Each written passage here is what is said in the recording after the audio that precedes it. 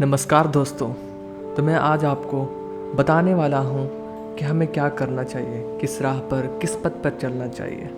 तो पहले समझना होगा दोस्तों कि पहले हमें जाना कहाँ है। यार दोस्तों, अगर हम लोग चाहेंगे किसी भी चीज़ को हासिल करना तो पहले हमें उससे रास्ता और हमारी मंजिल एकदम क्लियर होना चाहिए दोस्तों। तो मैं उसी के बारे में एक कहानी के माध्यम से आपको बताने वाला हूँ दोस्तों कि पहले समझना होगा कि जाना कहाँ है। एक बार एक नौजवान लड़का रेलवे स्टेशन पर पहुँचा और स्टेशन पर पहुँचकर टिकट काउंटर पर गया और कहता है कि मुझे टिकट दे दो। टिकट काउंटर पर बैठे व्यक्ति ने उससे पूछा कि आपको कहाँ का टिकट चाहिए।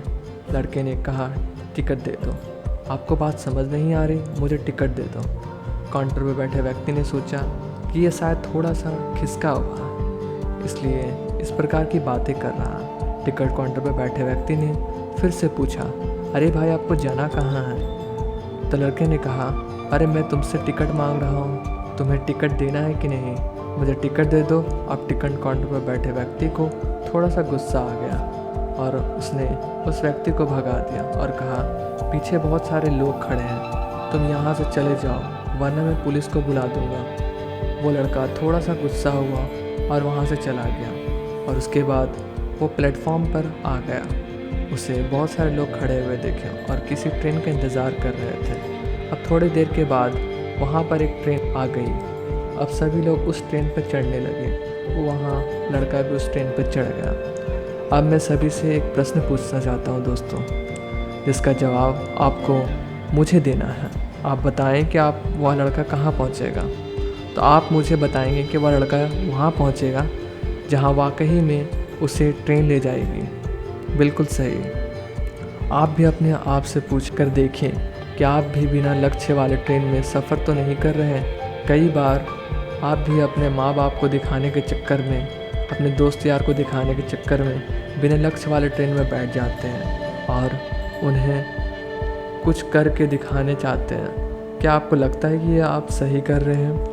अब ट्रेन में बैठे व्यक्ति चला जा रहा है, लेकिन कुछ दिन के बाद वो बोर हो जाता है, परेशान होने लगता है कि मैं कहाँ जा रहा हूँ। और फिर थोड़ी देर के बाद एक स्टेशन दिखता है और बहुत सारे लोग उतरते रहते हैं और फिर वो भी उतर जाता है। लेकिन स्टेशन पर उतरने के बाद उसे ये समझ में आता है दोस्तों कि उसे तो वहाँ जाना ही नहीं था।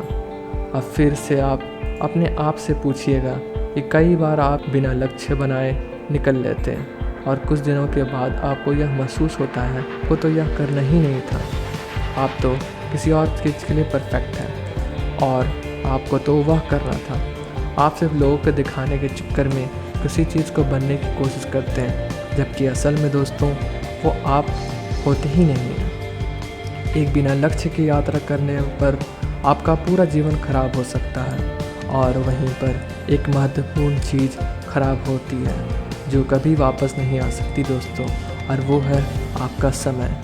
और इसलिए सबसे पहले आप सही जगह का चुनाव करें कि आपको जाना कहाँ है। उसके बाद स्टेशन पर जाकर अपनी सही ट्रेन ढूंढें, क्योंकि वहाँ पर बहुत सारी ट्रेन होगी, बहुत सारे लोग अलग अलग ट्रेन में चढ़ रहे होंगे, लेकिन आपको अपनी ट्रेन ढूंढना है जो आपको आपकी सही लक्ष्य पर पहुँचाएगी। यदि आप किसी को दिखाने के लिए कोई भी काम कर रहे हैं तो आप उसे आज ही छोड़ दीजिए और अपने एक ही सही लक्ष्य का चुनाव कीजिए जो आपको एक सही यात्रा पर पहुंचाएगी। कई लोग अपने जीवन में बिना लक्ष्य के घूमते रहते हैं, भटकते रहते हैं, परेशान रहते हैं और जीवन के अंत में कहते हैं कि मैंने अपने जीवन में कुछ नहीं पाया।